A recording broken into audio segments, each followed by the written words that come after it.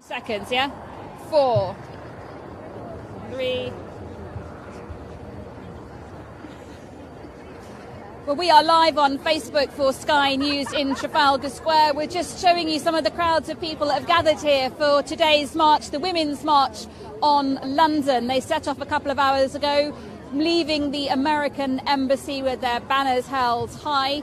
We're told that this isn't, in a sense, a march against Donald Trump as president. It's a march celebrating freedom, equality and the like. Let me show you the size of it, because there are thousands here. If I just step to one side now, you can take a look. This is looking up the east side of Trafalgar Square. You can see the crowds there along the line, and what I'm going to do now is ask the cameraman to just swing gently round to his left, and you can see the National Gallery there and the crowds lined up outside the National Gallery and filling the middle of Trafalgar Square. You might be able to make out, it's tricky because the light is very low. There's a stage there. Sandy Toksvig, the broadcaster, has been addressing the crowds, and there have been various people speaking throughout this afternoon as well. But there are certainly thousands here today, and they are marching with a message of equality and dignity, for the protection of rights, for humanity, for diversity, united with this message. And there aren't just people who are seasoned protesters here, there are people who haven't been on protests before. If I bring in a couple now who are standing by, thank you, you're live on Facebook for Sky News. Hold up that sign, and it's one of the cleaner ones. Tell me what it says. It says London is open. And what does your badge say? My badge says one of the 48%. Oh, okay, so we're getting political about everything. Yes, so we are. London is open. Tell me what has brought you out today.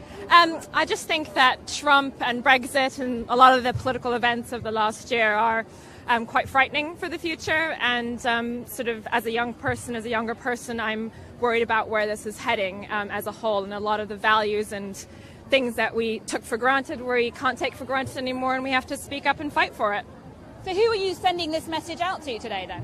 I think that's a big audience. I think certainly our politicians, to say that the 48% exists, that there is a big contingent in the UK that is for liberty and equality and openness and tolerance, and that we're not going to, sort of roll over and just let things happen, but also to the rest of the world to see that decency is still alive and well. As I say, you're live on Facebook. We're getting texts in from people watching this. Someone called Kev Larkin's asking, what has this got to do with people in London? This is an American issue, isn't it? It's not just an American issue. I think the forces that led to Trump being elected are universal, and they are things that we should be standing up against. Are you, and I've been putting this point to some people today, are you just preaching to the converted here? I mean, certainly some people might make that argument. I think that even if we are preaching to the converted, we are still wanting to say something, and we're still wanting to stand up and say something, and to make ourselves be visible. I don't want to sound like I'm a bit of a cop-out here. Vicky is asking on the text message, what are you going to accomplish? She says it's a waste of time. Tell Vicky why it's not a waste of time in your opinion. It's absolutely not a waste of time. I think sort of if you disagree with what's going on in the world right now, say something.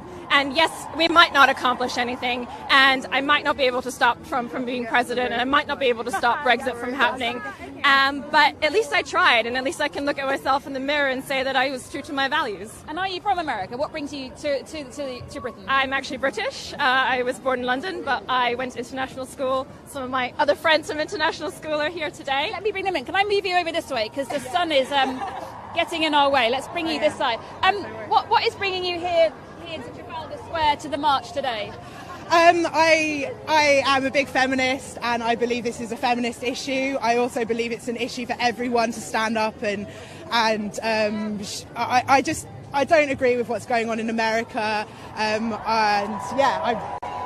a very international person. I'm British, but yeah, we all went to international school together. I think it's amazing that we're all here together today, and yeah, it's a really important thing to stand up for.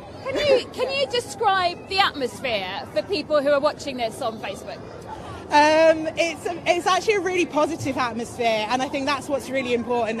A lot of what's on the news at the moment seems very negative if you've got our political views, and I think it's important to come out and do something positive. For some people, this is the only thing they can do is make their own sign, come out and show solidarity with the people in America. Yeah. Can I bring you in as well? This is obviously called the Women's March on London, but it's about equality. Is that name right?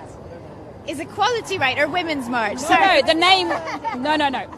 Is the name the Women's March right? There are men here too. Are you cutting them out? No. I mean, I think ultimately, it's not a women's issue; it's a gender issue.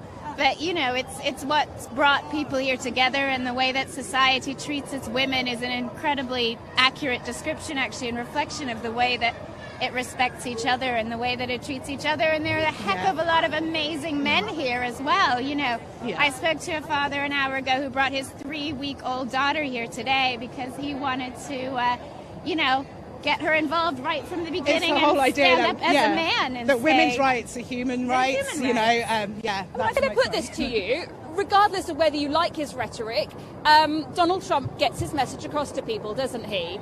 I've had a text here from Leslie Stinson who's saying, Trump's saying he's for the people as well, isn't he? Do you get that?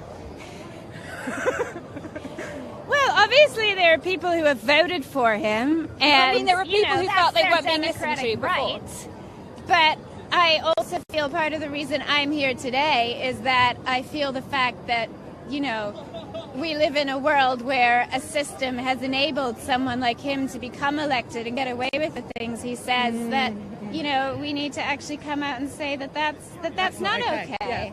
Yeah. How do you look forward to the future, given your views, given the division there seems to be at the moment? I feel like we need to protect all of the civil rights and women's rights and LGBT rights. And we can't take them for granted anymore. People need to get up and speak out and do something about it. We need to protect these rights for our sisters, our children, and the future generations. Yeah. There are lots of views coming out on the messages, and this one here, Jane Blakemore is saying, let's not forget Donald Trump has been elected. The Brexit vote was chosen by the people. It's democracy in practice there. That's that basically, isn't it? Well, I don't think it is. I think that part of democracy is being able to say when you disagree with something. Yeah. Certainly people who say, Brexit vote has happened, Trump has been elected, shut up.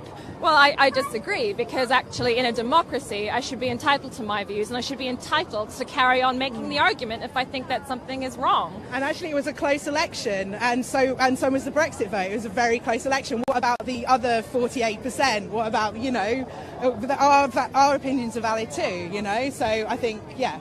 You've got a slight accent. Can I ask you, are you British or where are you from? I'm actually German. Oh, German, okay. Do you really think Donald Trump is going to be waking up in the White House and worried when he sees pictures from London, pictures from the rest of the world with the protest? Absolutely not. He's probably too busy kind of tweeting slightly obscene things. But no, he doesn't care.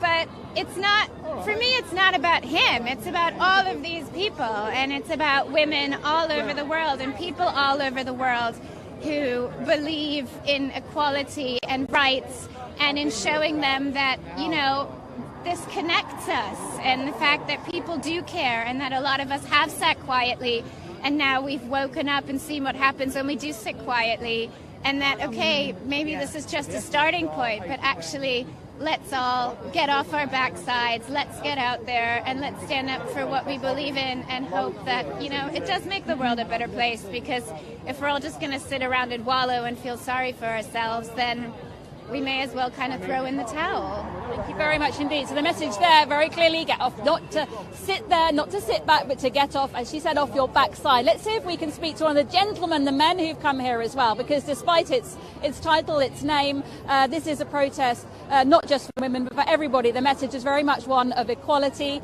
It's a message of diversity. It's a celebration, really, of all of these things. If you've just tuned in, this is Sky News live on Facebook from Trafalgar Square at the end of the march, the Women's March on London. There are several of these protests taking place all over the world. It started First thing this morning in Australia, in New Zealand, there were smaller but nonetheless protests in Japan, in the Philippines, and here in London, tens of thousands of people have marched from the American embassy, ending up here in Trafalgar Square. And there is a screen. I don't think you'll be able to make it out because the sun is very low in the sky, but there is a screen there, and they will be linking up with Washington. That was where this all started, a social media campaign in Washington. It spread across the United States and spread around the world. I'm just going to try and grab one of the men who's here and see if we can speak to them. Let's just have a look. If I get the cameraman to look around here, you can see some of the crowds of people who are gathered. They're listening to the speeches right now. We've had lots of different speakers. Sandy Toksvig is hosting it on the stage. I'm just trying to find...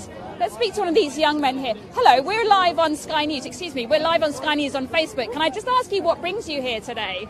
I'm coming with them. You're with them, but why are you here? I am here because I thought it would be cool to be, and I have nothing better to do. Have you ever, let me ask you this though, have you ever been on a protest before? No, I haven't actually. So why did you want to come to this one? Because I thought it'd be interesting. Plus, we got these amazing ears, I wanted to wear them. No, Jack, honestly, talk sensibly. Why are you That's here? your mum, is that your mum? Let me bring you in then, mum. You brought your whole family here today. I'm interested why you bring the family here. I bring my children because I want them to come to defend women's rights and stand alongside everybody in DC today. And it's important to bring the children, why exactly? I think they should know that people come together and we support each other and that people feel strongly and it may affect their lives, exactly. I've got a lot of people texting me and saying, that's all very well, sounds a bit fluffy. What do you achieve with this?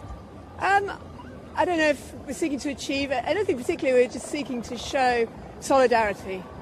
Thank you very much indeed. As I said, we are live on Facebook for Sky News. If you have any text, you can get in touch with me now. Let's just take a look at the crowds here to give you some sort of sense of the numbers that are here. I've come to several protests that all end up in Trafalgar Square, and there are certainly tens of thousands of people here. Sam McKinney has texted, how long are they planning to carry these protests on? Well, I can tell you the logistics of this one, they're going to end at 3:30 here today. There's a gentleman here we can talk to.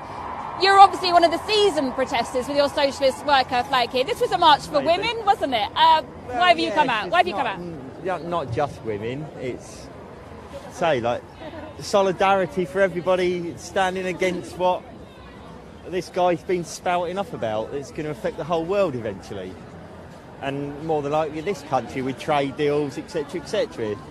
I'm just voicing what I don't like about it by being here. So. Are you going to make a difference? Maybe.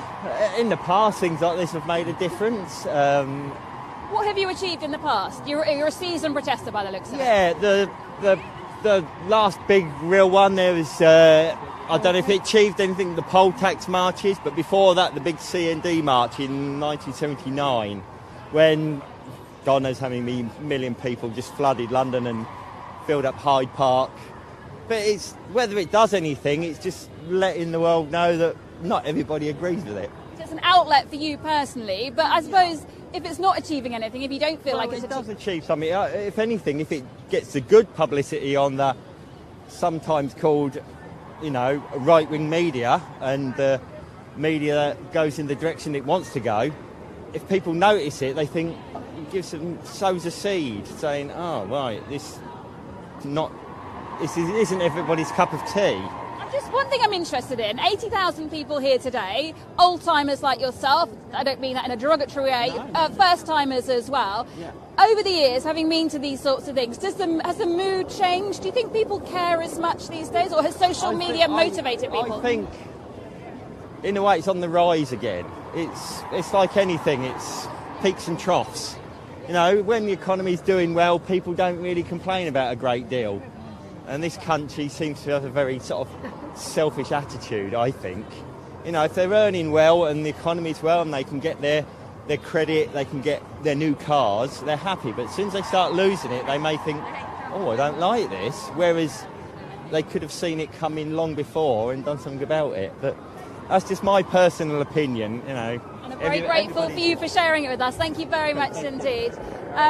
that is it from us here in Trafalgar Square, live on Facebook for Sky News, where 80,000 people have gathered for the march. We will be linking up from the stage shortly with Washington, which is where it all began. But as I say, one little protest and campaign in Washington quickly became bigger and bigger, with several marches held across the United States and around the world, like here in London.